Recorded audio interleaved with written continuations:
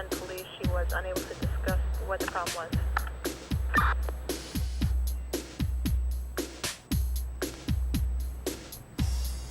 Squad 520. Squad 520. County District on a possible robbery of person or assault in progress. 116 Groveland. Copy from Lake and Grand.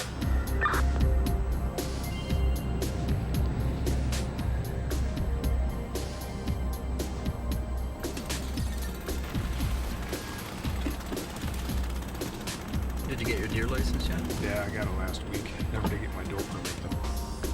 How'd they cut down the doe permits this year? Last winter was pretty hard. You guys got any cabin built on your property up there? Yep, sure do. Hey Jerry, check that out, man. Canceled deer hunting. Hey, forget about her. Check out in the alley over there. See the guy laying over there behind the dumpster?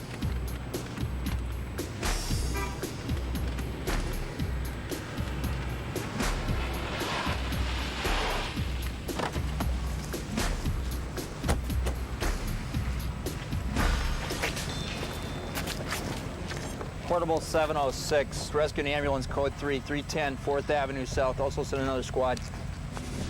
710 responder 706 location 310 4th Avenue South, 1 down. Can you talk to me?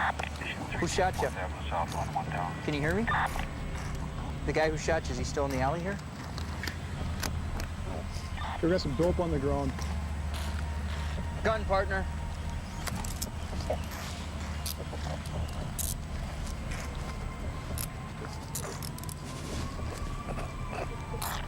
We'll go down the alley and clear it. Do you know who shot you? Can you nod your head if you know who shot you?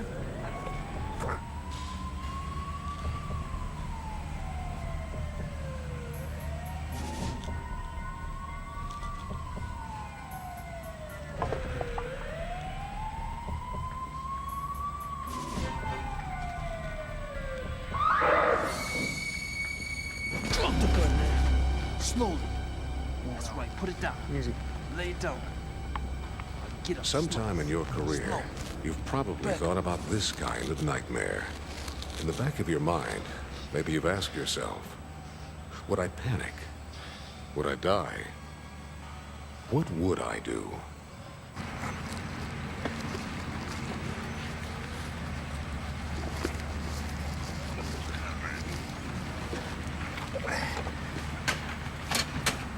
And make way. Make way for him. Shit. 706 Baker to 706 Able. Status check. Okay, that's my radio. I have to answer it, or my partner will think something's wrong, okay? All right, move slow. Okay. 706 Able, no problems here. Guys, come here. No, you're all jacked up. Just let's not do anything rash. Ain't gonna shoot me? No, as long as you're with me, they're not gonna hurt you at all. Just think about it. Something's going on around the corner with Dave. He just got on the air when I asked him for a status check. And he came on back on the air with the name of Bob. Something's definitely going on down around the corner. So we'll get a couple more cars here and find out what's going on. Okay, sir. Whether you're alone or with backup, you can survive being taken hostage if you understand the dynamics of the situation, the psychological, verbal, and physical skills necessary to escape it, and the attitude you need to regain control. Officer hostage-taking shares certain attributes. They're usually spontaneous. You're taken by surprise with a weapon or physically overpowered, often disarmed. You're held by the offender as a means to a goal. Emotionally, you're flooded with intense feelings of loss of control and vulnerability. George. Yes, sir. That was the captain that just called. We got a new admission coming in. Carlos has been on the list to go down to medium. What we need to do is make that happen now. So hook him up and take him downstairs. All right, what type of restraints do you want? He's been pretty good this morning. Just give him a good pat search and let's get on the way. Officer hostage takings can happen anywhere, on duty or off duty. Some last moments, others last days. The motivations behind them vary, as do their resolutions. Carlos, you know you're on the list for the medium haul? Yeah? Well, that's going to be happening now if you want to step out here, please. What about my property that lost the last time? Trust me on this. It'll be following us up there. Step out here, please. Put your hands on the wall. Just relax. What is consistent is this. There is usually more to survive in these events than relying on blind luck, or the uncertain hope that Come on this way. backup will come to the rescue. Be cool, Carlos.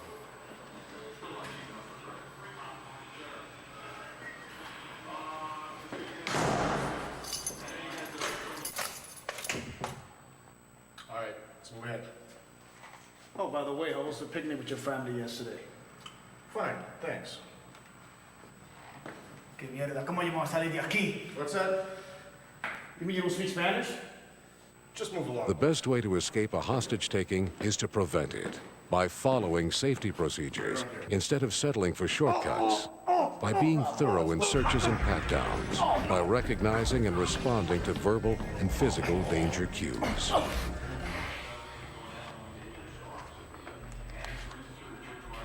Don't look at me! Turn Do away! you always Turn away! watch a suspect's body language for target glances and subtle threats? What are you- Do you always stabilize appropriately before attempting to handcuff? Do you use distance tactically instead of just rushing up? Are you alert for warning signs from your environment? In Memphis, 2 seasoned officers responding to a purse snatch call approached this residence, located in the same precinct in which 4 of the last 5 city officers had been slain. The last just 13 days earlier. That was only one warning sign they ignored. Another was this anti-police poster mounted on a tree in the yard. At the front door, the officers confronted this unemployed male who had a long history of psychotic behavior. He lashed out about police harassment. The officers could see other males inside, but they still entered and were immediately surrounded by 14 members of a religious cult that preached that police were agents of the devil.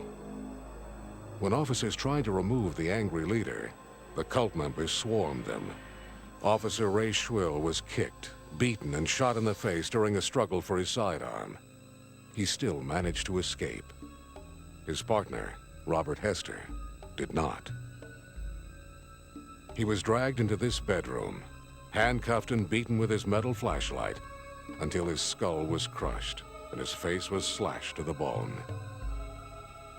Over the next 20 hours, as a hostage, he was tortured with cigarette burns to his torso and his testicles. He died, screaming into his portable radio. Some officers have made themselves hostages voluntarily, with one of the biggest tactical blunders of all. They've traded places with civilian hostages. In Wisconsin, a police chief got into this car with an armed robber so the civilian driver could go free. Darkness, confusion, and heightened anxiety resulted in an officer killing the chief instead of the hostage taker. Cops, take it easy. It may just be a traffic ticket. Other tactical errors were at the root of probably the most famous officer hostage-taking. It started when 2 plainclothes officers, Ian Campbell and Carl Hedinger, approached a suspicious car in a high-crime neighborhood in Los Angeles. In the car were 2 career criminals. At the time, good vehicle stop tactics were yet to be refined, with no tactical plan between them. No understanding of officer hostage-taking dynamics to guide them. Campbell and Hedinger just did what they were told. What's the trouble, officer? Stay right there. I'll bet I know why you stopped us, officer. That little U-turn back there. Would you mind stepping out of the car? Sure, officer.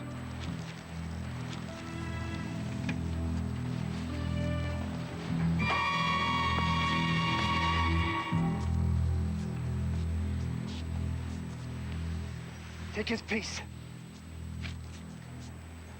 He's got a gun in my back.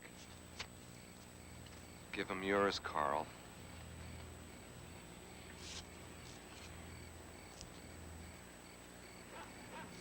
Take his goddamn piece!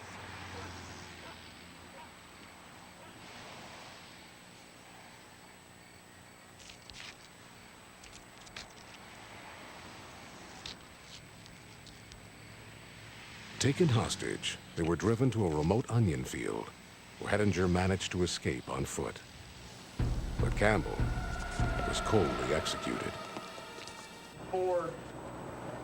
In this vehicle stop years later, Go up there.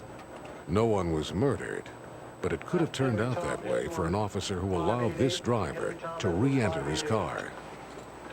When the officer approached in the open, the driver easily took control. Okay, dude. Okay. I don't want anything. An eerie reminder of how quickly an offender can take a field contact and suddenly twist the outcome. How would you have approached these two stops?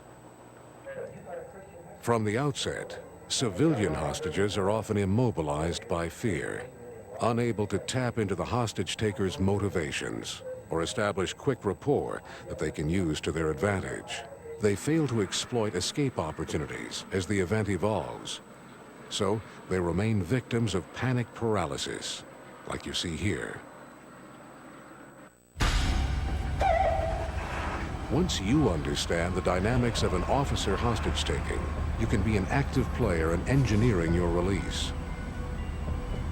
You want to calm the offender, get him to feel you are a benefit to him alive, and watch for and work for a chance to turn the tables. Was that guy dead, man? He was alive when I last saw him, man. I think he's gonna make it. Do better, man. That was self-defense, man. He's going to the hospital. They'll take care of him. Yeah, that wasn't my fault, man. That's all right. One common hostage-taker motivation is using you to gain power, including the power to escape from a criminal situation. Power seekers are usually best appealed to with logic. I don't think this is gonna work out, man. I gotta get out of here, man.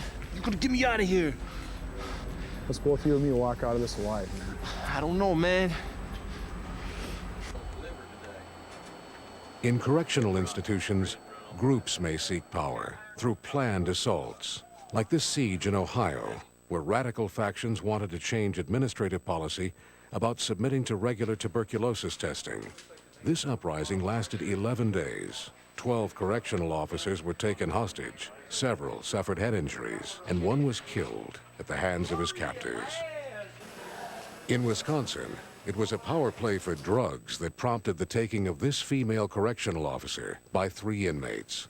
Her ordeal, which included being beaten, lasted for 16 hours.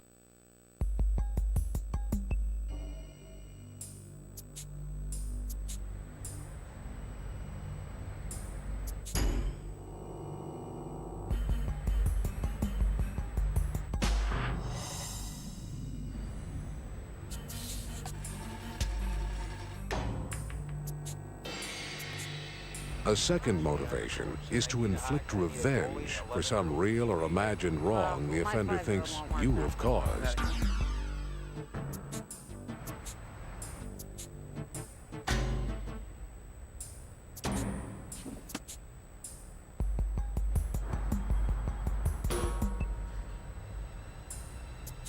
You're working tonight, right, Murray? Yep.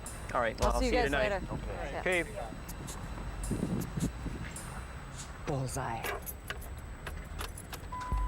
These hostage takers may be psychotic, or want to take you with them in a suicide by cop, and they may savor stalking you extensively before striking. Offenders have been known to stalk officers for revenge after just one field contact. One stalker in California launched a terror campaign after obtaining an officer's home address from a posted voter registration roster. Stalking episodes involving officers and their families have been reported in every part of the country. One reason for this growing threat is the alarming ease with which proprietary information about you can be accessed. From computer databases through credit bureaus, motor vehicle registrations, even your own agency's records. You can no longer feel confident that your unlisted telephone number and address are private. Off-duty, you share with any civilian the risk of becoming a hostage. And if it happens, you'll probably be at a big disadvantage. Off-duty, you have insufficient protective gear, no portable, and no backup.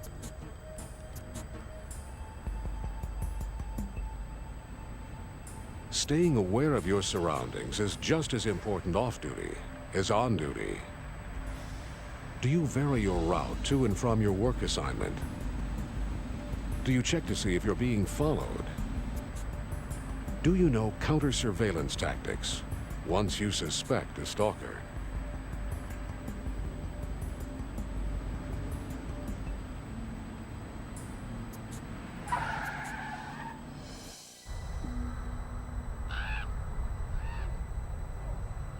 A third hostage-taker motivation is attention, often exploding with violent emotion.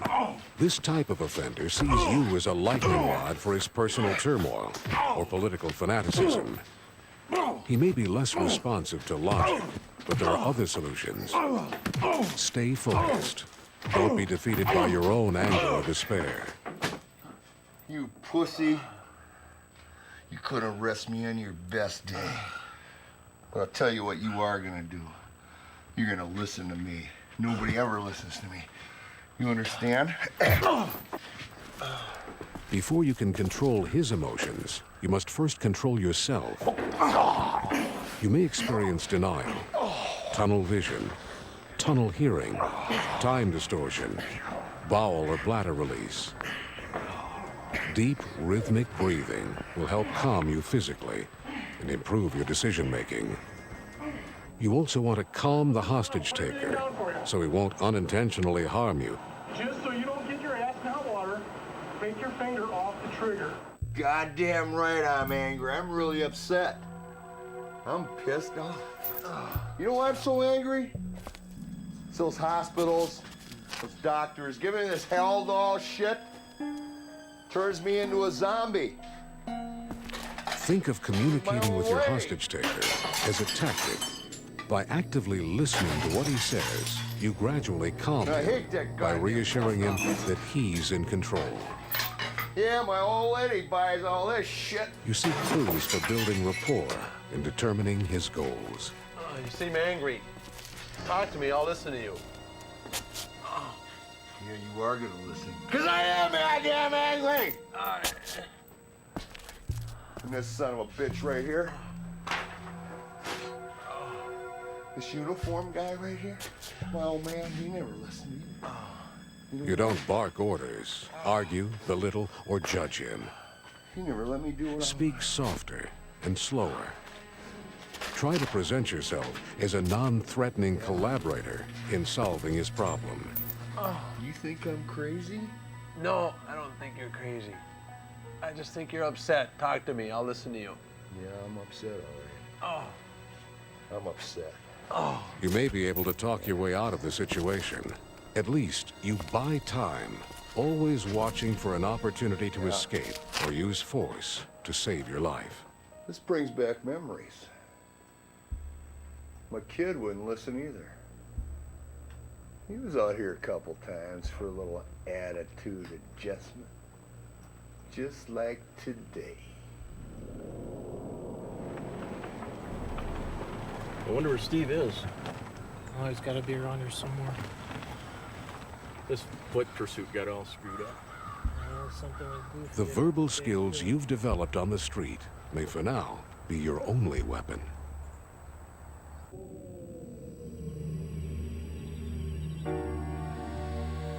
The more you can get the hostage-taker to see you as a human being, the safer you'll be. You work to create positive feelings by him toward you. By building rapport, you diffuse his aggressiveness psychologically. Just be quiet. You shut up. Stop struggling. You want me to pop you like I did before? Huh? You want me to pop you again? Just shut up. And you stay back. I'll kill her and I'll kill you too. You made your point, man. I know you're pissed off. You know what? We can work through this. I know you're upset. What's your name? My name is TJ. TJ. My name is Mike. TJ, you know what? Can I call you T? You can call me anything you want to, man. T. Referring to the captor by name helps validate his existence. It also focuses on him as a person and builds on the connection between the two of you. TJ, what's going on? You know what what's going on? Yeah, tell me what's going on. I brought a friend home the other day and introduced him to her, and next thing I know, they were in bed together. That's what's going on. T. And I'm getting tired of shut up. TJ, I understand your pain, man. You know what? I've been through the same thing. My wife cheated on me. What was I supposed to do? Okay, Did you offer? No, I did not offer. You know what I have. did? Her and I talked about it. Her and my best friend, let me tell you something. Her and my best friend were in bed together when I Even came if you home have from to work. invent You know things, stress what you have in I turned common. around and I walked This out. encourages You know him why? to feel that you have empathy for his crisis and helps you get his attention. My partner helped me through this. That's what you need, man. You need to talk to somebody. You can talk to me. I don't have a partner. You know what? You got one now. We can work on this together, all right? Together we can get through this. Most of all, you want to get him thinking of this as a shared predicament.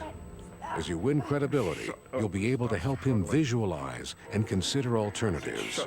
Remember your experiences in persuading people. That's the heart of what you do in your job every day.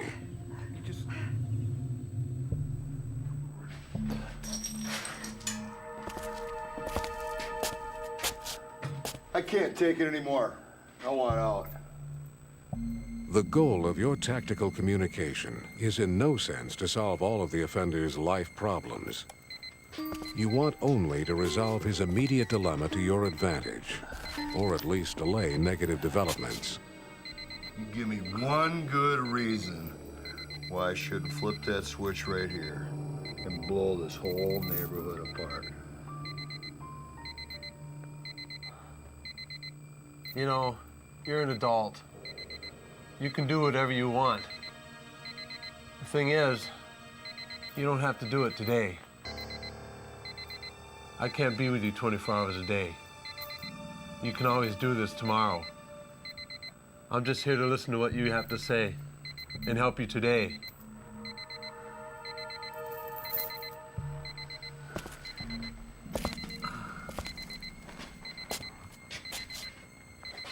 You think I'm crazy? You know how much this hurts? Big Jerry was the best mail sorter they had down there. But they thought I had a bad temper.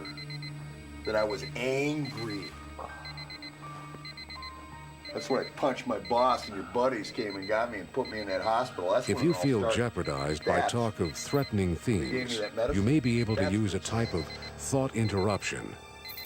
You gonna commit suicide, Jer?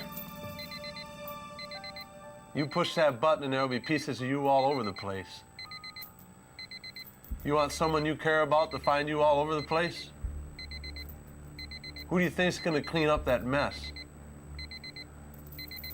With this recognized technique, you jar a suicidal subject into facing the fact that suicide is a truly permanent reaction to what may be only a temporary crisis. Ever so slightly, you may get him to pause and to let different thinking in.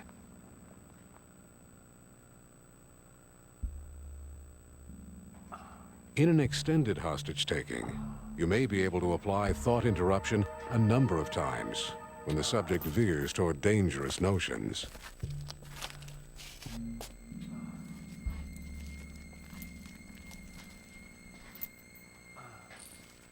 You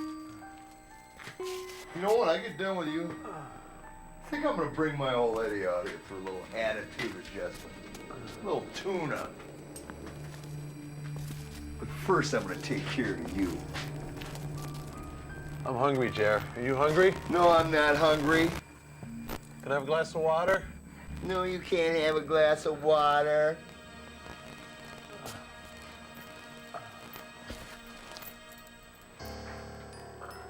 Hey, don't be looking at her. She stays right here. She's mine. If you sense something sensitive, avoid it. You know when it gets dark, I'm gonna take you for a little ride. Wait a minute, Jer. We had something going on here. We were talking. No, we don't have anything going on. I've done this too many times. I know you guys. You're all sneaky and tricky. You're going for a ride. There's no guarantee, but over time you may bring him to a point where he begins to accept your ideas. In one study of hostage officer survivors, half did develop enough rapport that the suspect started relying on them for advice. One early option is to focus your thoughts and actions around a plan for him to escape. Okay, look, we can both get out of this together, all right, alive. Both of us? We can do that, okay? We can walk out the same way we came in. We'll do it together. And I know there's a lot of cops down there. They're not going to do anything that's going to get me hurt. They gonna shoot me, man? No, they're not going to shoot you. As long as you're with me, okay, everything's going to be okay. We're both gonna walk out of here? We're both going to walk out. I don't have my gun. We'll take it nice and slow. Just think about it. The offender escaping is the outcome in about 20% of officer hostage takings. The key is making that option seem workable to him and being patient. So that's it? You're my ticket out of here? That's right, man. It's a good plan. Okay, I just want to make sure that I made myself clear. Now, can you repeat back to me what I told you? Remember, no matter how clearly you think you're speaking, under stress, a hostage taker may not comprehend everything you're saying. And then I get out of here, right? That's right. It's going to work. Did you drive here? Yeah, I drove. The Okay. truck's right out there. Now, when you get to the end of the alley, you just get in your car and you just take off, okay? I just take off I'll let and you go. Try to get him to feed back to you what you've said. Once you get him to repeat an option, it starts to become the option. We're both gonna get out of here. We'll both get out of here alive. All the time you're talking, stay alert for opportunities to affect your own escape. There are 3 times when physical release tactics are most likely to work. First is during the early disorganized phase. Listen to me, ain't nobody gonna get hurt. I hate this place. I understand. I hate it too. What? ¿Qué tú hablas, man? ¿Estás loco? ¿Qué tú hablas? I don't like working here anymore than I like being here. Yeah, well, those officers that keep messing with me, I'm elected king. I need some respect. Second is after fatigue or rapport with you causes him to relax his guard. I always give you respect. Third is when you create or take advantage of a momentary distraction, like when you give the hostage taker something unexpected to think about. What are you gonna do when you get to the front gate? Huh? Nobody's gonna let you out of here.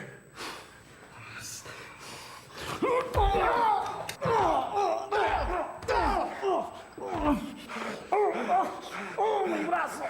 2:30. 10-10 in the stairwell, on the double. 2:30, copy and clear.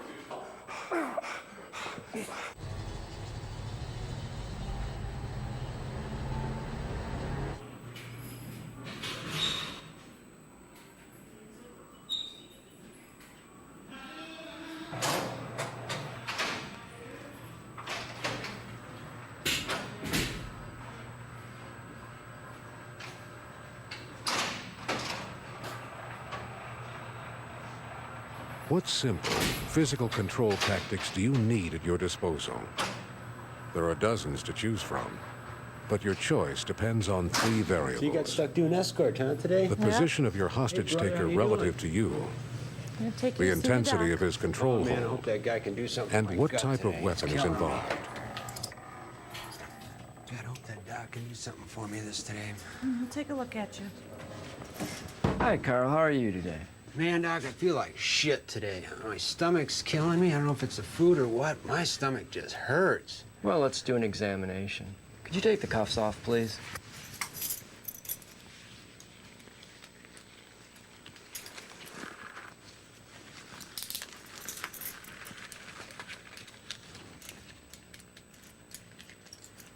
No, Doc, last time I was in here, you gave me some stuff for my back. I had some back pain, and it didn't do anything for me. It didn't do shit. I mean, little white pills, what were they, aspirin or something?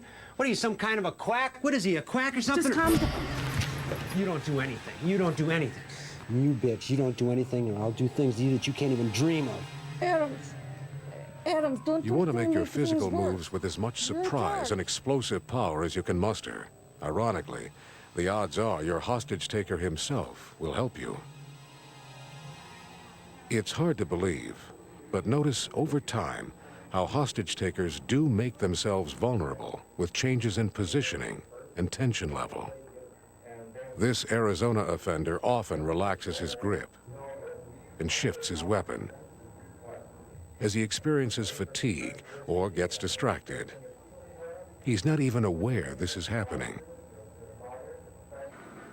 This hostage taker in Washington State not only makes her weapon less threatening, she also distances herself from the hostage and appears to have a very weak grip.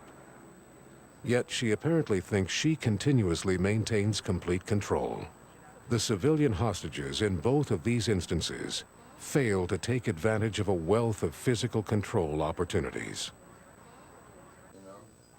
In Florida, 2 detectives held hostage in this pharmacy were more alert.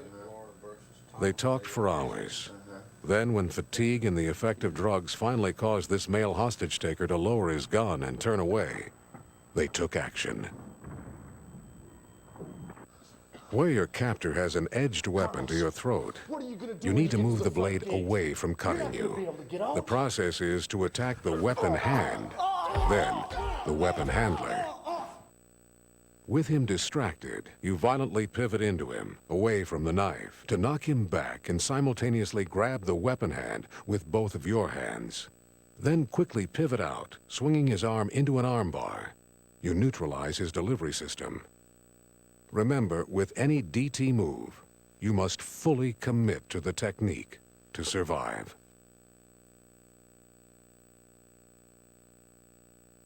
Hey, don't make this any worse than it If is. the knife is held in an ice pick grip, it could be easily plunged into your neck. You may not be able to grab the weapon hand, but you might be able to block it. Drop the knife! Get down on your knees! Let me see your palms of your hands.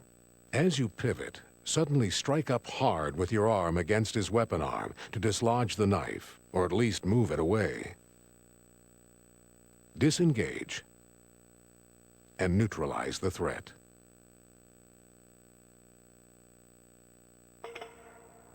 Okay, I'm getting out of here, man. With superior size and strength, you may be able to follow through with a variation that drives your hostage taker to the ground. Move your hands out to the side, stay on the ground. Once you've swept his weapon arm away, seize him in an armbar and force him down. The ground stun takes the fight out of him, and your verbal commands distract him mentally. If an edged weapon is to your back, below shoulder level, you can also pivot and sweep to escape. Again, while turning violently, you knock his weapon arm away with your arm. By lowering your center of gravity as you turn, you increase your explosive power and break out of the chokehold. Shove your assailant hard to push him away, and disengage for control.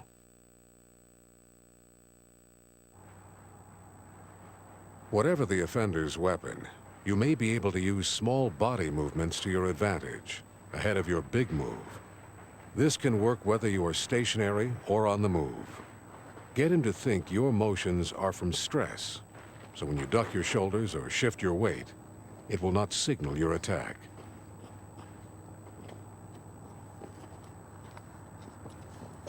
Stop moving around, damn it. Hey, man, I can't. I'm just as nervous as you are. I'm gonna throw up all over you now.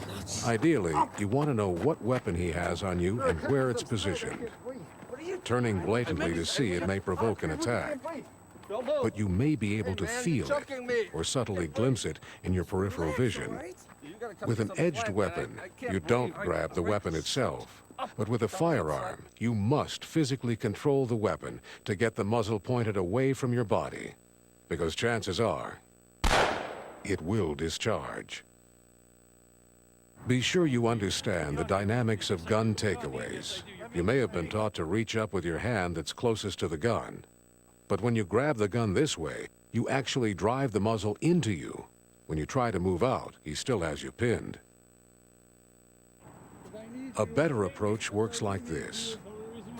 To set the stage for the takeaway, get your hands up like you're surrendering, so they're close to the weapon. Down on the ground now! Face down! Face down! When you make your move, turn your head away from the muzzle as your hand farthest from the gun flies up, palm out to grab the barrel. Twist the barrel away as you strike the back of the hostage-taker's hand with your other hand. This violent leverage strips the gun out of his hand and keeps you out of the line of fire. With a gun at your back, the pivot and sweep technique is effective. Visually locate the weapon if it's not touching you. Then spin around to sweep it aside. Clamp down on the hostage-taker's arm and continue to attack until he's down on the ground in an armbar. When you've really mastered a few fundamental tactics, you'll find you can adapt them spontaneously. You're coming with me. Okay, take it easy. Take it easy. Now! You're coming with me. Okay. If you want to close distance a bit, consider faking a cough or a sneeze as an excuse to move in. This diversion can add to the surprise. Stand behind your back. Under the stress of the moment, you may not always move most efficiently. The easiest offense here would have been for this officer to pivot and sweep to his left. But notice his commitment to still follow through and his ability to adapt to get the job done. Man, don't shoot me, man. Get on your stomach. Get on your stomach. Arms out to your side. Look the other way. After he pivots away from the weapon, he decisively sustains his attack by forcefully pulling the offender off balance, stripping the weapon away. Don't move. All right. Put your hands up. A long gun is sometimes easier to take away than a handgun. Leverage works to your advantage because of the weapon's length. What do you want me to do? Just tell me where you want to go. Get on your stomach. Get on your stomach. As you pivot out of the line of fire, grab the barrel. Your other hand grabs the offender's wrist or the butt of the gun. Whip the gun in a figure eight as you wrench it from his control. In many cases, the hostage-taker will offer you the leverage of his own body. A common behavior is to point or talk with the weapon. Down on the ground. With lightning speed, you grab the barrel with one hand and the hostage-taker's wrist with the other. Violently strip the gun downward to break his grasp. Drop the gun right now. Okay, drop it easy. We'll work it out, man. We'll work it out. Get away from it. When the weapon is pointed at you from the front, the leverage you use is somewhat different. Get on your face. Get on your face. When you've maneuvered within arm's reach, pivot out of the line of fire and grab the gun with one hand. Bring your other hand up from underneath to force the muzzle away from you. Drive the hostage-taker back and strip the gun away.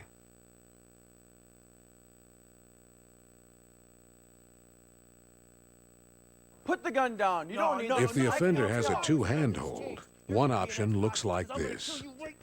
Down on the ground. Get down! Get down! Down on your knees! Grab the weapon and move the muzzle away from your body. Strike down on his forearms to break his grip. Multiple strikes may be necessary.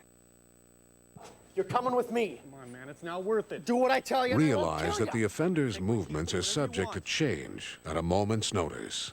Drop your gun belt. What? I said drop your gun belt. You have to stay flexible in deciding when you disarm. Have confidence that your well-rehearsed tactics and commitment to survive can save your life. Move. Based on what you now know about disarming hostage-takers, how would you have disarmed this Florida offender?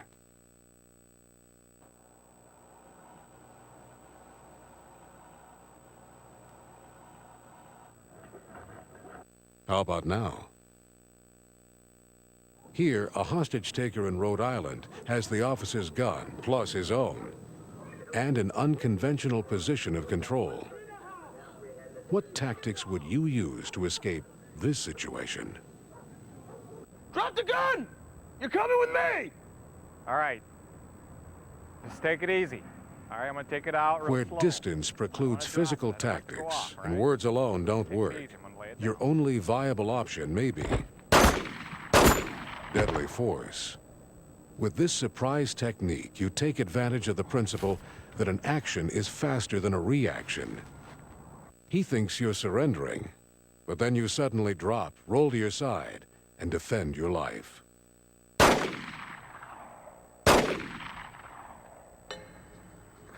Keep in mind that the action-reaction principle can also work in your favor in a sudden move to cover.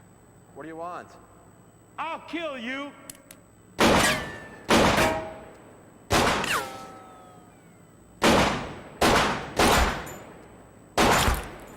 You don't have to do what the captain expects you to do when there's an option that's better for you. Another unexpected defense may be a backup gun. But remember, a hidden firearm is useless unless you can access it quickly.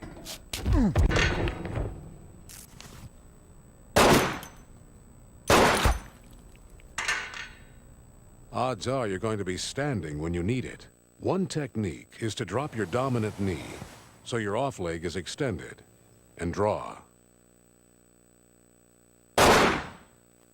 One Nevada trooper concerned about getting to his ankle holster quickly had a tailor slit the pant leg and sew on Velcro strips so he could reach his pistol faster. Back off! Back up! Other officers Velcro their shirts for fast access to backup holsters attached to their vest carrier.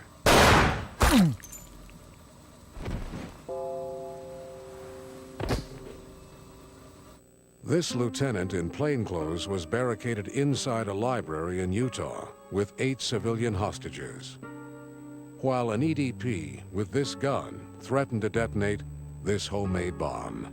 The lieutenant sat at this table with the other hostages for 5 hours before making a surprise move. Suddenly, he shouted, "Sheriff's office, hit the floor!" Before the startled hostage-taker could react, the lieutenant drew a hidden pistol from his rear waistband and ended the ordeal with 3 shots, center mass. Off-duty, fanny packs are popular for concealing a handgun. But remember, hostage-takers may know this hiding place too. Hey! Give me the fanny pack. Please don't point that gun at me. Give me the fanny pack. There a gun in here? No, Take your clothes off. I really don't want to do that. No, take the clothes off.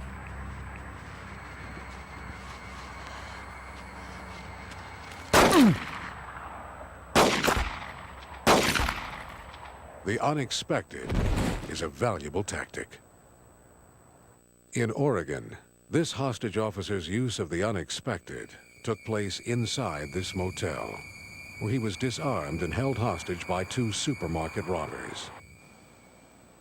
After 9 hours, they fell asleep. In his stocking feet, the officer crept to where he could reach a gun lying on a bed. The robbers bolted awake and fumbled for other guns, but before they could regain control, the officer shot and killed both of them. At some point in your hostage ordeal, backup officers may arrive, or they may be there from the beginning. With the appearance of another officer, the dynamics of the situation now change. With the wrong tactics, a responding officer may make things worse. But with the right approach, backup can help protect you and hasten your release. You know, the lieutenant and I, we can work with you. We can see, I can tell him how cooperative you've been. Robert, I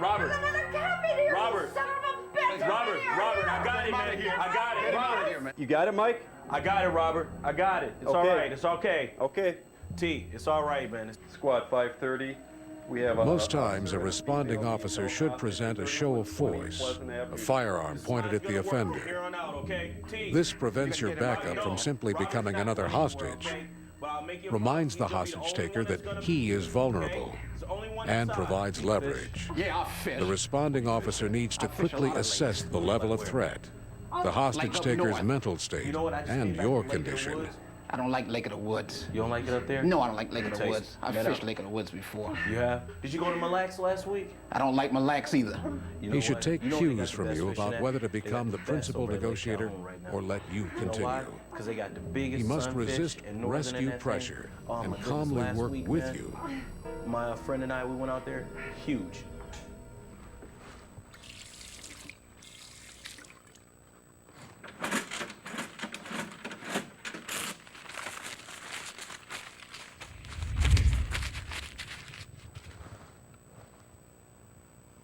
Yeah, I know you. Where is it that I know you from? The blue Dodge. Oh, my God. You've been following me, haven't you? Yes, and I want you! Put your hands up! Okay. Put your hands up. But why me? Don't you remember me? You put me away 10 years in prison where I've rotted. I said I'm gonna get you. I've been following you, following your kids. You are gonna suffer, bitch, like I did. Take off your gun belt. Okay. Take it off! Hey. Move! Me. Go. Get out of the way! When no effective communication is underway, your backup will probably be best to act as the contact officer. His presence forces your hostage taker to think about more than just you and may significantly disrupt her plans. Shit, this wasn't supposed to happen like this. Like any dialogue you've had with your captor, your backup should choose his words with a tactical purpose. Your backup's first objective is to lessen your danger and to protect himself. Drop your gun! Drop it! I'll blow its brains out! Drop it! Before I do anything, I want to hear his voice to make sure he's okay. Tell him you're okay. I'm okay. The only reason you're still alive is that you haven't harmed him. Now put the gun on the ground now. I said put the gun on the ground. Do it now. Because he's not under the hostage taker's immediate control, the responding officer can be more commanding in his style. Put your hands up. And he may be better able to convince the offender that he'll back up his words with action. It's your fault, Doc. You're the problem here. If you'd have helped me, but no, you didn't do shit for me. Nothing at all. Dr. Kinsler? Come in. Whoa, Jesus. Over there. Jesus. Hey, I'm just here to drop the report off, okay? Over there. Just relax, okay? When a show of force cannot be considered, a second officer may be able to introduce new opportunities to calm the offender and buy time. Tell me what you want, okay? Oh, my friend. Tell me I what want you want. Fred Cunningham in here. I want Fred in here so Fred and I can leave, and then I'll let the bitch go. But you can't help me. You're just an officer. Call the ship captain. Get him on the phone. All right. Let me call him, okay? I'm gonna call him. Bar 230 to control. Control, go 230. Bar 14, 1021, 236. 10-4. Control to bar 14. Through eye contact and body language, you and your backup may be able to establish silent communication as time passes. You become a team without the hostage taker realizing it. 230? KNAR 936. Where is he? Where is he? He's out back. Give him time. He's busy. He's gonna call. You better hope he calls. Adams, trust me, I work with him. He'll call, okay? You better hope so. Get the hell out of here! All you people, get out! The responding officer's dialogue is much like you would have with the hostage taker if you were all alone. Without arguing, backup works to make reality clear.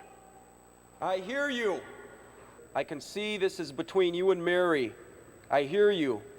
I want to help you figure this out as best we can. To reassure the offender that her concerns are being heard and understood, She put me in prison he repeats 10 years back, ago. without judgment, what she says. I didn't do anything wrong and I'm pissed. Hurting Mary is not going to solve your problem. I'm not the one with He the assesses problem, his it's influence her. on the hostage She's the one taker's that threat put me in level prison for 10 and years. evaluates his options accordingly. What is it you want right now?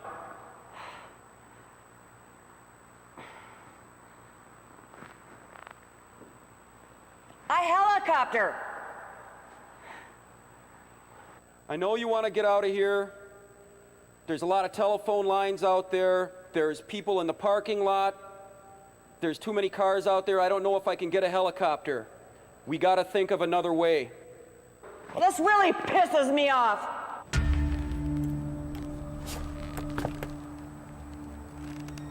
The responding officer may decide to reposition out of sight. 707 dispatch. Squad 707. Channel 4, please. Channel 4. 707. 707, go ahead. 707, I need immediate backup at 1716 California Street Northeast. I have an officer being held hostage on the front porch. All units, 1716 California Street Northeast. His blatant visibility as an authority figure may be dangerously aggravating to the hostage taker, or he may want more privacy to initiate a tactical response. Even though the first responder has chosen concealment, he can still remain an active participant through voice communication. 707, I'll be back on channel 2. Copy. A host of vocal indicators can help guide your backup's dialogue, such as tone of voice, volume level, language used, and any indication of chemical impairment. 707 to 710, what's your location? What the hell is that? It's my radio. Which one? It's on my shoulder.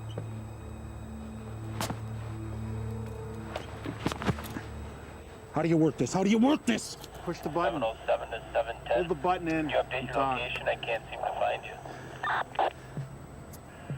I got your cop friend here and I got a gun. I like it, you can't find us. I like it, I like it.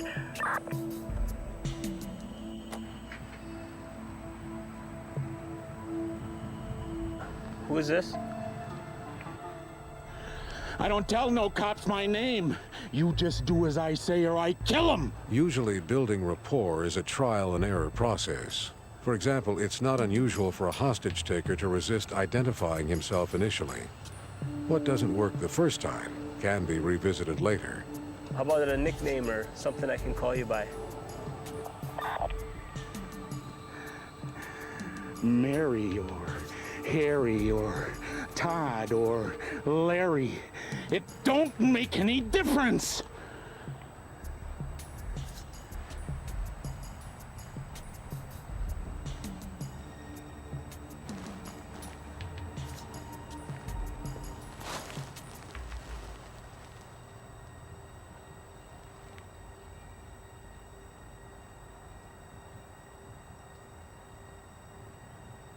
How can we solve this problem? How can we work this out together to make sure nobody gets hurt today? You can call me Jake. Okay, thanks, Jake. I think we're off to a good start here. When your backup does get something he wants, he should gently reinforce the positive behavior.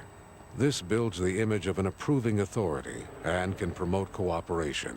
Jake, did you just react to the panic of the situation? Or is this something that you had planned out? Tell me what happened today, Jake. It just happened. Discovering a There's nothing to coherent worry about motivation anymore. can be challenging. Probing may reveal useful information, and again, buys time. What are you trying to say to me, Jake? What do you mean there's not a problem anymore? I told you it's not a problem anymore! I don't know what that means, Jake. What are you saying? What happened today, Jake? I took care of her.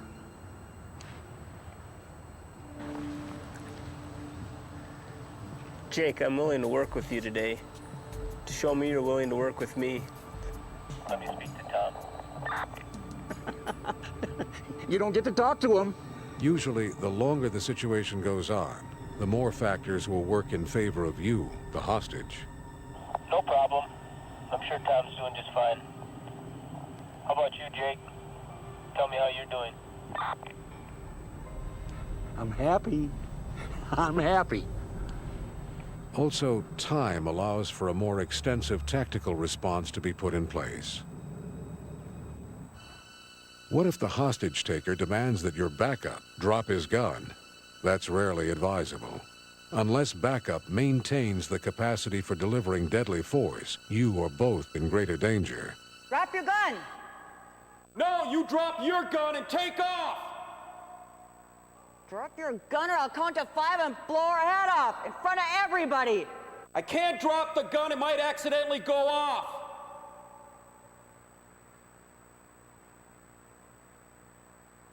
Drop your gun! Okay, you got it.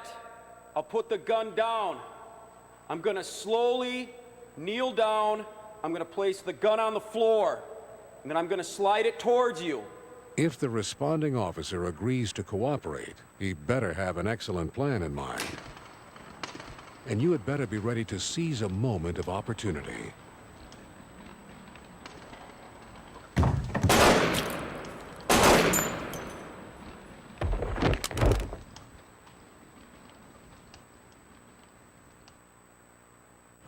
Some escape opportunities can be practiced. This fake heart attack surprises the hostage taker, but has been rehearsed by the officers.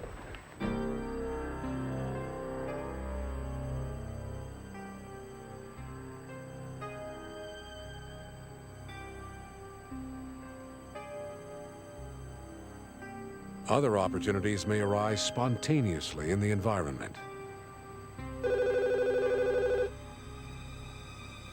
Back off. She can get the phone all cut. Okay, I'll get it, but just relax. You're choking me. Hello? Oh, shit. Damn! Drop it now! Okay, man, let's do this. Okay. Hold on. Visual signals, of course, must be seen. They may not be practical if your hostage-taking extends into darkness, or if there is much distance between you and backup. I'm coming out. All right, fellas, back off. This guy's serious, and he's got a Glock on my back. Okay. See, no gunshots, no problem. Right here, man, I can't see him. Yo, this don't feel right. I don't know, man. Now, a verbal signal that is understood by all officers may be your ticket to freedom. Hey, fellas, let's back off. I don't know, man. Today's something's wrong. The day. Get back.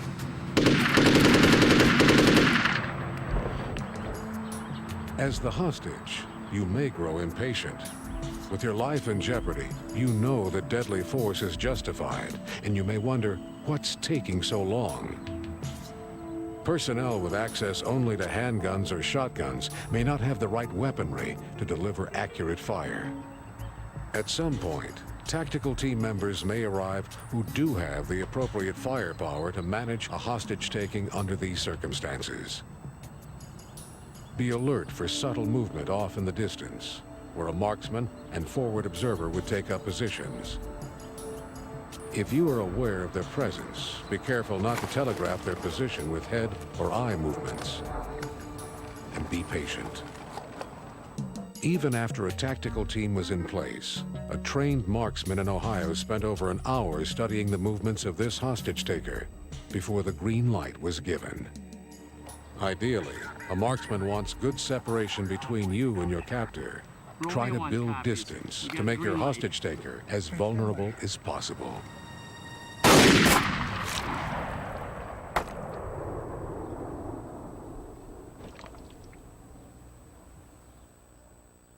We've been talking all this time. Drop the knife on the floor. Just drop it. Tell him to be cool, man. Robert, be cool. By no means is bloodshed always inevitable. When tactical communication is effective, the threat often ends with both you and the hostage-taker alive. Now, there's some officers outside who are going to take care of her. Go ahead, do it now. Get out of here, bitch. Run out of the house. All right. T, I want you to put the gun on the table. Go ahead, put it on the table for me. T, we've been talking all this time, and you know that you and I can get In most along. instances, the ordeal ends where it began. Put it down. There you go. All right. I need you to turn around for me. But in a small minority of cases, a new twist complicates the situation. The hostage-taker decides to go mobile. If possible, containing the situation is usually the best policy. There are far too many variables in going mobile. Here, officers had no plan for containment, no cover, no supervisor commanding the scene, no firearms control. No effort had even been made to remove the keys from this car, which was a police vehicle.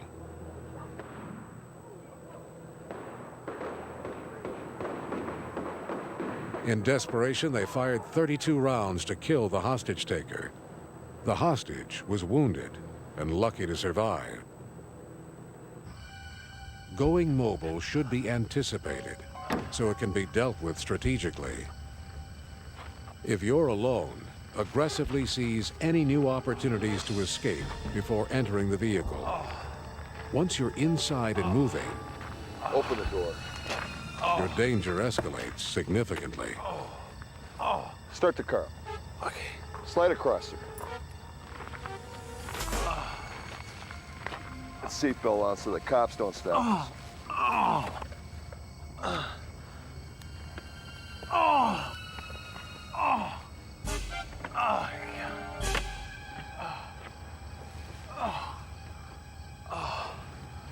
Hey, Jared. Yeah? I haven't seen you in a couple of days, man. Everything okay? Everything's fine.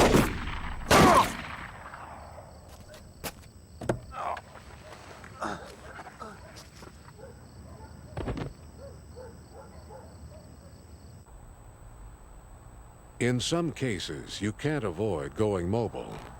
Depending on the speed of the vehicle, your positioning, and the opportunities you can discover, you may be able to bail out, to crash into something, or to physically attack your hostage taker. But remember that you not only have to disarm him, you also have to control the vehicle. Use your peripheral vision to gauge when your abductor relaxes I'm in control. or I'm gonna becomes kill you, distracted. Just tell me where you want to go. I'm gonna tell you where we're gonna go. I'm in control here. We're gonna go up here. We're gonna take a left, and don't even think about it moving any of these buttons or working any of these gizmos here. When you grab a revolver, clamp your hand tightly over the cylinder to freeze it. Move the muzzle away and strip the gun from the hand using leverage. With a single action pistol, you have to get your finger between the cocked hammer and the end of the slide. That's hard to do, so be especially conscious of pushing the muzzle away from you. One squeeze of the trigger and you're dead. Again, take advantage of the offender's split focus. Hey, look at that police car over there. Where? Over there. Here, a double action pistol is easier to defeat. Clamp your hand over the slide and get your finger behind the hammer. Grab with both hands and strip the gun away. In the Onion Field case, officers Campbell and Hettinger were driven 90 miles at gunpoint, unhandcuffed. They did not wear backup guns. They had not practiced codes, nor gun takeaways. They took no offensive action. They just sat and waited. What officers in desperate situations sometimes forget is this. There are almost always options. Some may be extreme. Some may be high risk. Some may involve weapons of opportunity that are outside the scope of your normal thinking, your training, or your authorized duty gear. But when you're in a hostage situation against a threatening suspect who is beyond persuasion, What is that sound? you are fighting for your life. What is that? What is that sound? It's my police radio. Turn it off! And the Dairy Queen at 50th and Turn it off! About 10 juveniles being Molotovs for drinking. Really? He likes you. He says you're pretty.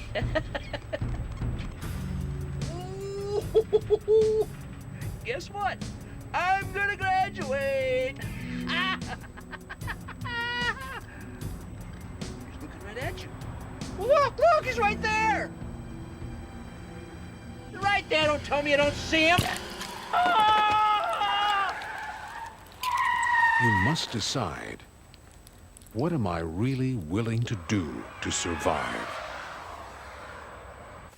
Some hostage officers have felt most desperate, locked in a car trunk. Even here, there may be tools of opportunity and tactics to set yourself free, even if you're handcuffed.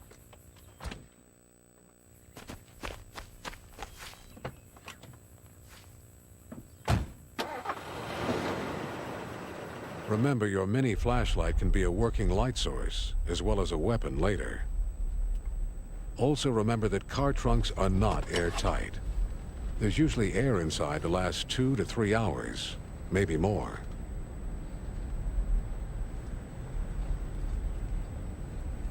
If you're trapped in the trunk for an extended time, you can get more air from the spare tire by depressing the valve stem or puncturing the tire.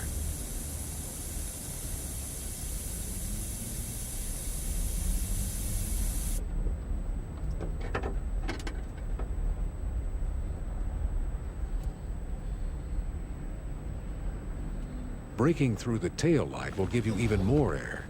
Plus, it may alert someone driving behind you that you're inside.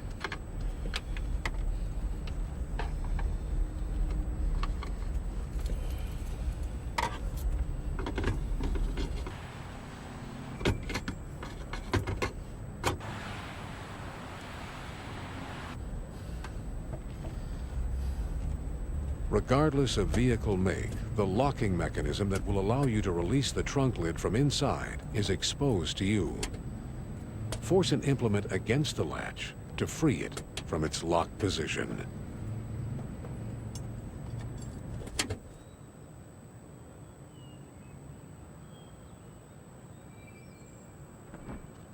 When the vehicle stops, you may be able to greet your hostage taker with an unexpected defense.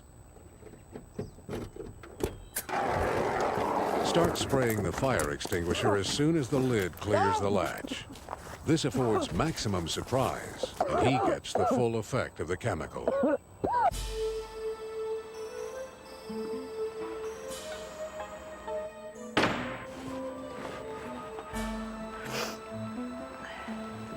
In captivity, you may be bound with duct tape or packing tape.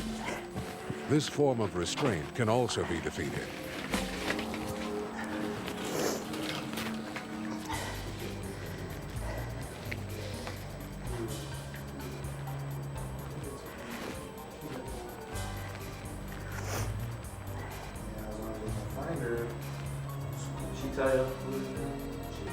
One option is to use a tool of opportunity to puncture the tape to weaken it.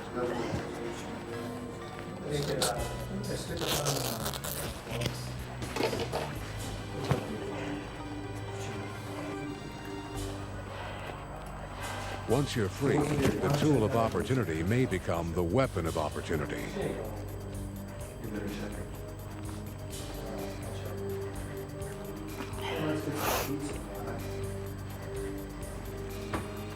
Hey, what are you doing? Oh, now you're pissing me off. Oh, god damn. Come on, guys. You got my gun. Just let me go. Hey, be quiet. Just lay there. Duct tape can also be defeated with surprising speed by using simple principles of leverage. Get your legs up. Come on, get them up.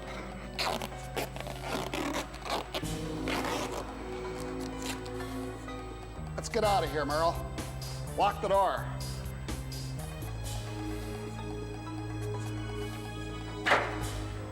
Here, you would first rock closer to the pipe, so you would have better leverage for pulling away. Think of your arms and hands like a pair of scissors with an imaginary pin through your wrists. With one sharp upward movement, give it all you've got. Scissor your elbows out and pull your hands down to break the tape. For success, these must be simultaneous, explosive movements. Practice tape defeats to prove that you can do them, regardless of your stature or gender. Before you're actually bound, you may be able to set the stage for your escape. Crossing your wrists like this will make it easier to get out of a rope than if your hands are tied up side by side.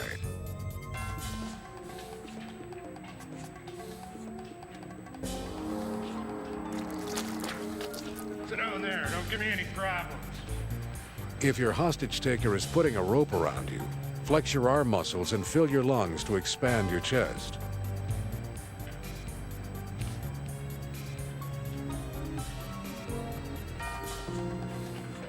Lift your arms.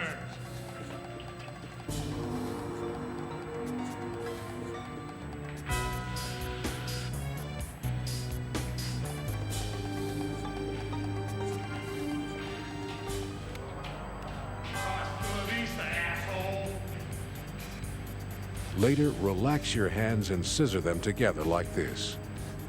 You'll create enough slack to work them free. Exhale completely and roll your shoulders forward to create space to maneuver.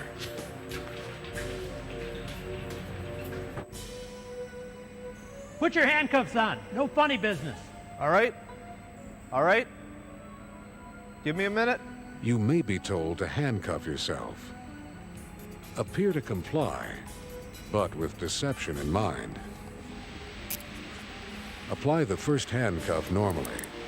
With the second handcuff, put the single strand with the ratchet teeth outside the ratchet area.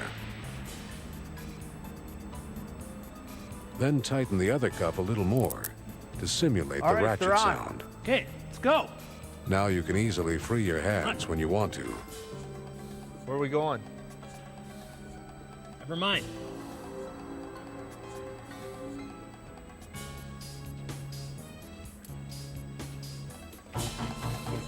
Drop the gun! Drop the gun! Consider hidden handcuff keys as a regular part of your duty gear. One can be accessed from a small pocket sewn inside your pants pocket.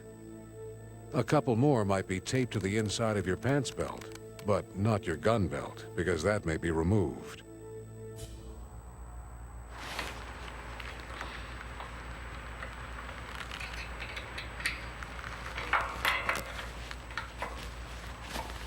Under stress, the erosion of fine motor skills may prevent you from escaping. Regardless of where you hide spare keys, they are useless if you have not become proficient with manipulating them while handcuffed. One of the most heroic handcuff defeats by a hostage officer involved this sergeant in Florida. After midnight, he came across 3 men in a van that he believed was disabled. He was immediately shot at when he exited his patrol car. Out of ammunition, he was taken hostage, handcuffed, and thrown into the van. In transit, he was beaten, stripped to his underwear, and blindfolded. When the van stopped on this isolated path, the sergeant was dragged out to be executed. He swung around to knock one of his captor's guns off target. It discharged and wounded him. Struggling for his life, he broke his handcuffs and fled, a feat that some considered impossible. With gunshot wounds to his ear and left arm, the sergeant hid for hours and was found here at daybreak. It was his commitment to survive that kept him going.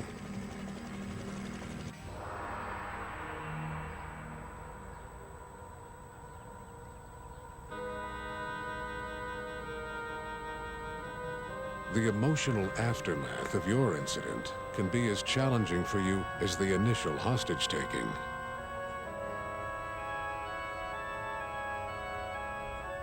Your reactions immediately afterward may be a mixture of bewildering confusion, physical exhaustion, and intense anger toward the hostage-taker for forcing you to experience your worst nightmare. You can see the impact of losing control in the faces of hostage officers.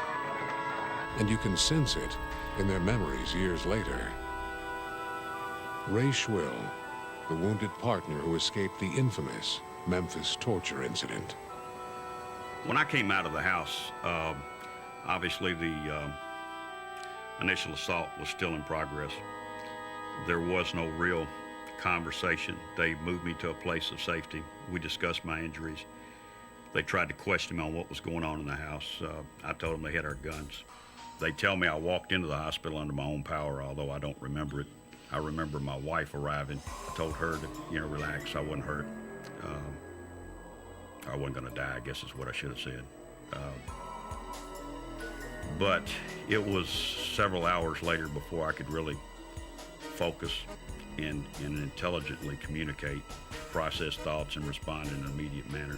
To be honest with you, the fear is something you've got to put aside. If you focus on fear while you're involved in it, you're not going to be thinking about what you're supposed to be thinking about. your focus on fear, and the trouble with fear comes dealing with it later. After escaping the onion field, surviving officer Carl Hettinger was taken to a local police station. He was left alone much of the time, with little attention paid to his physical and emotional trauma. The unresolved memory of that night stayed with him for the rest of his life. 23 years later, Carl Hettinger revisited the onion field and stood on the spot where his hostage partner, Ian Campbell, was murdered. I was scared. I was really frightened. I understand, I didn't know it at the time. I understand I lost a lot of weight, and from what I heard or read, one doctor's report said I shrunk a ½ inch within a week or two.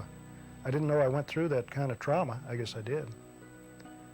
But I know it was traumatic for me. Yeah. Adding to his trauma was a lack of compassion by fellow officers, and the way in which the department let him return to work too soon afterwards.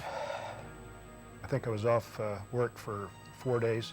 First day I slept, and I let the barbed wire cuts heal up a little bit, and then I went back to work. And I didn't do awfully well that first day back in the job. I remember our first stop that I had a real bad time keeping my knees. I almost went down on that stop.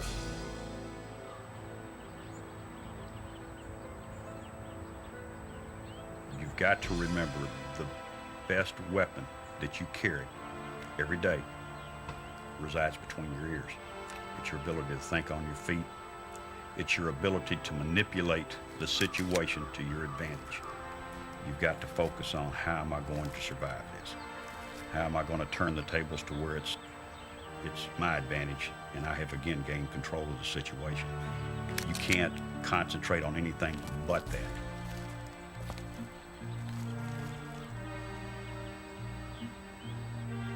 What you say or do to somebody who's just survived a hostage incident really depends more on them. What you need to do is be supportive and be a good listener and encourage them to be at ease, to express their emotions, to express what they're feeling, and that it will be kept in confidence.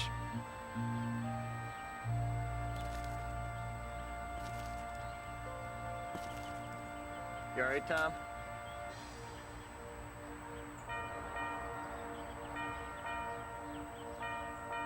You all right, Tom? All right.